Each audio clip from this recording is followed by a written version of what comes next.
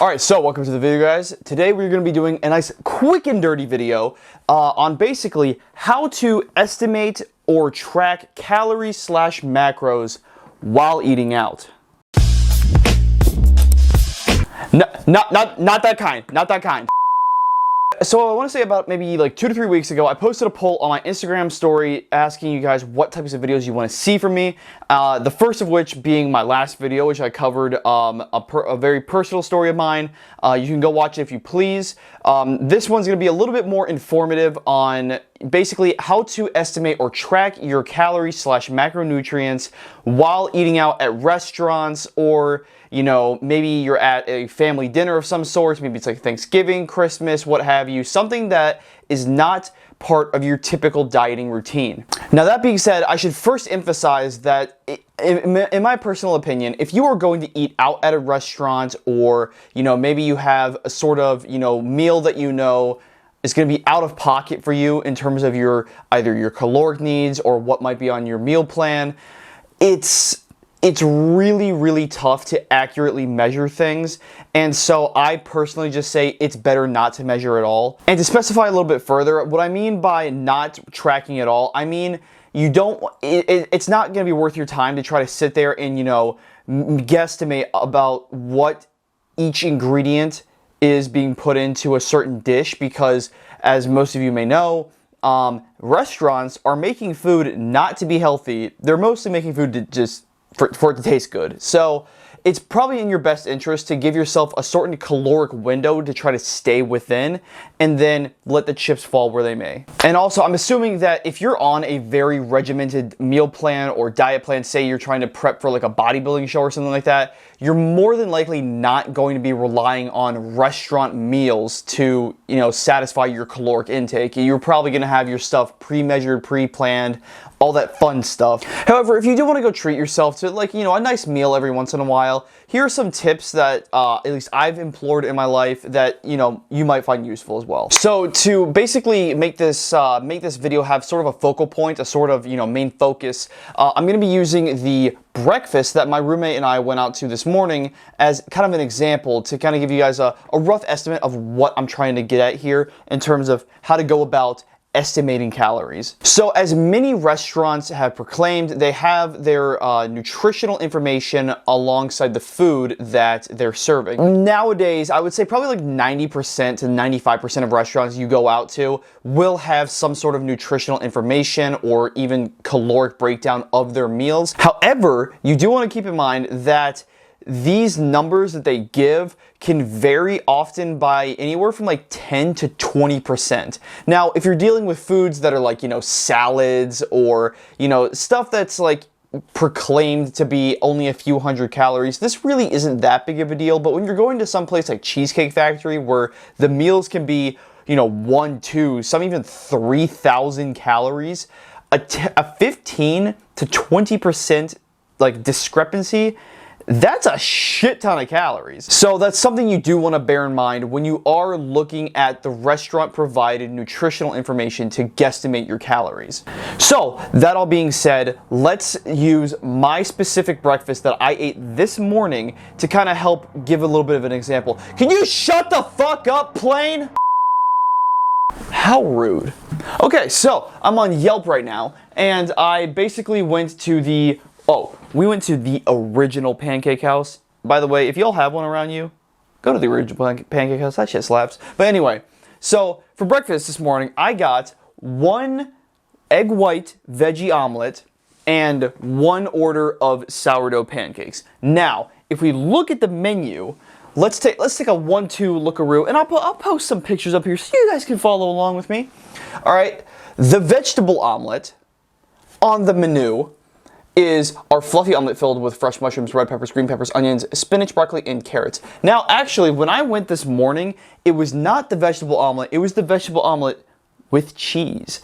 Now, when we look at the caloric load on this omelet, it is 1,300 calories. 1,300 calories for a goddamn omelet. Now, if you've ever been to the Pancake House, you understand why. These things are legitimately the size of footballs, and I'm almost certain they use at least half a dozen eggs per omelet. Like, these things are massive. So 1,300 calories for a 6-egg omelet is relatively within ballpark reasoning, especially considering that they're cooking to make this food taste good. So they're going to be making these omelets in a fuck ton of butter, adding lots of cheese, possibly even taking those vegetables and sauteing them in butter alongside the eggs themselves. A lot of the time, restaurants, they like to sneak in a lot of excess calories, and most of the time it's cooking oil. So I'll get to that in just a second, but let's start off with the 1,300 calories. Now, those are all whole eggs. So a whole egg is about 70 calories. And if you were to use, let's say 6, that's 70 times 6, 7 times 6, that's like what, 42, I think? Math? Yeah, 42. So that's about 420 calories alone with just the eggs. Now, if we add in the vegetables, there's a decent amount of vegetables in there, so I'd say anywhere from maybe 100 to 150 calories. So we're sitting at ballpark like 600 calories, just egg and vegetable. Now, we still have 600 calories to go to fill out the alleged 1,300 calories. Now, again, it doesn't say it on this menu. It is with cheese, so the cheese having lots of fat does add a shit ton of calories, and then I'm assuming they're going to be cooking this entire thing in about like 2 to 3 tablespoons of butter, which alone is around 400 calories. So, that's not something to, be too surprised about. So you do end up with a very hefty omelet.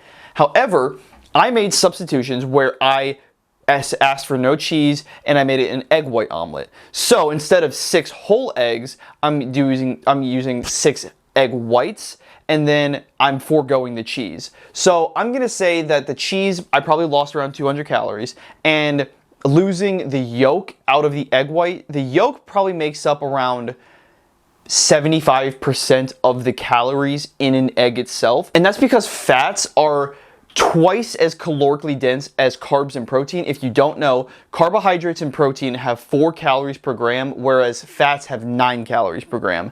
So taking the egg yolk out of the equation, where all of the fat and fat-soluble vitamins are held within the egg, you do lose out on those calories. We said it was 420 calories for 6 whole eggs.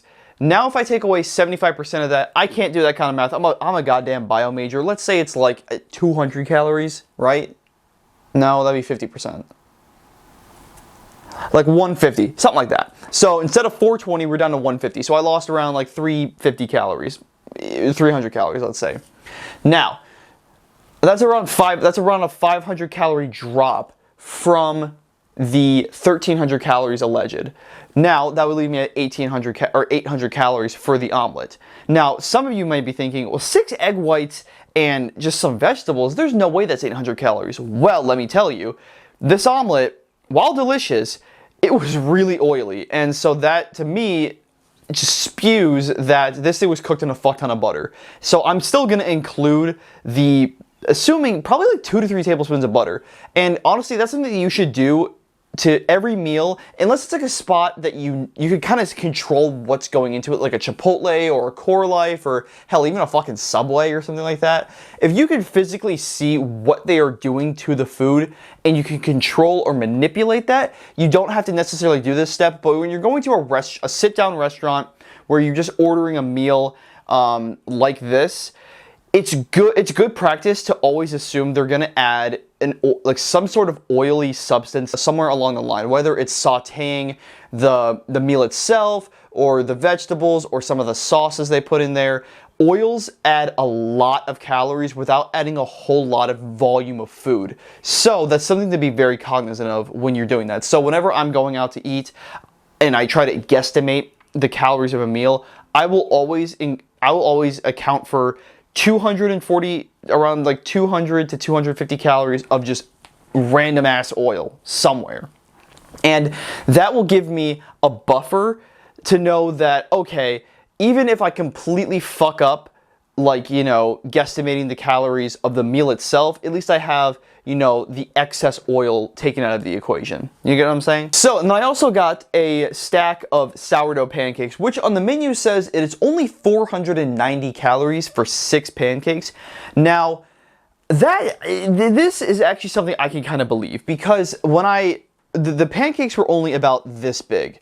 Granted, there are 6 of them, but sourdough, for those of you who don't know, sourdough is a lean dough, which means that there is no added oil in sourdough breads, like a baguette, like ciabatta. Those are all breads that do not contain excess oil added into them. Any other bread that's called enriched bread, like a brioche, a croissant, like any sort of dinner roll, those will have excess oils added into them to give it a more cake-like crumb, as opposed to a super aerated crumb with a very thin crust. But that's besides the point. So, having that little like culinary background for me personally, I do know that sourdough is a relatively lean dough, so there is not a whole lot of excess oil involved, which is good because that helps alleviate some of the stress of having to add on, you know, additional buffer calories of what I'm calling. This also comes with whipped butter, which I'm assuming they're including in the caloric count.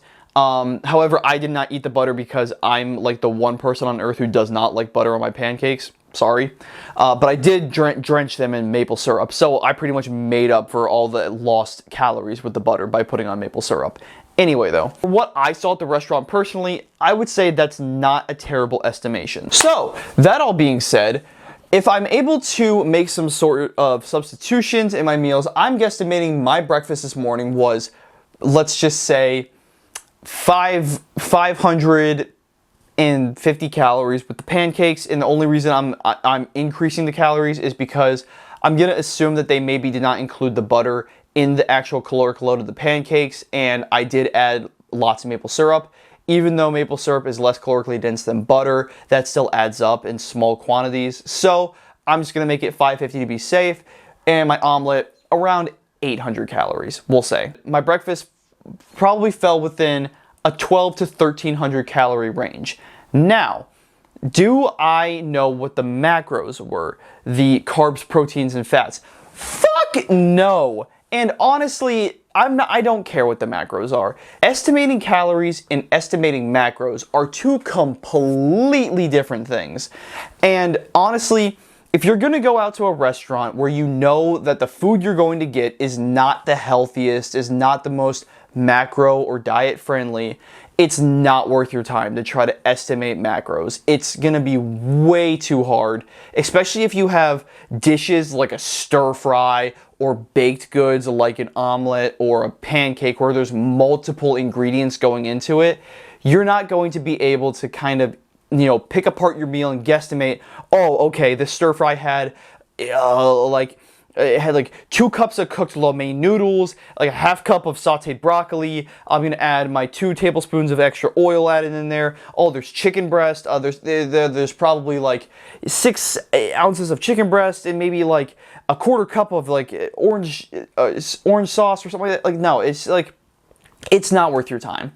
I would just say it's better to give yourself a certain amount of calories and try to stay within that limit. If I were to repeat trying to go out and have this exact same meal, I would probably leave, let's say if I were to be tracking my calories through maybe an app like MyFitnessPal, I would leave maybe 1,500 calories in my day. I would just leave a meal that's 1,500 calories, and then I could go out, enjoy this meal, and not have to worry about it, because I know that I'm giving myself a rough estimation of what I'm eating based off what they're telling me from their nutrition labels, as well as kind of, adding in my own little buffers just to make sure that I'm not going too out of pocket. And that's kind of the end of the video, really. I mean, I know this may have not been the most extensive guide on how to meticulously break apart your meal and, track each macronutrient that's in it, but realistically, guys, when you're going out to restaurants, like I said before, and like I will say again, people are cooking to make food taste good. They could give a fuck about your calories or your macros. And so, unless you're going to specialized restaurants where they do provide that sort of information, it's not something that you're going to be able to accurately track going to literally anywhere else. So again, it's good that most restaurants will provide some sort of nutritional information, but take that with a grain of salt because again, those can vary by about 15 to 20%. It's always good practice to add in some buffer calories, around 200 to 300, that just accounts for excess oils, excess sauces, stuff that you wouldn't think really adds up, but it really fucking adds up. So that all being said, I'm going to bring this video to a close. I hope you guys enjoyed. I hope you found it at least somewhat informative. And if you did, please drop this video a like if you see fit and subscribe down below for more nutritional videos and recipe guides coming up shortly. Peace out.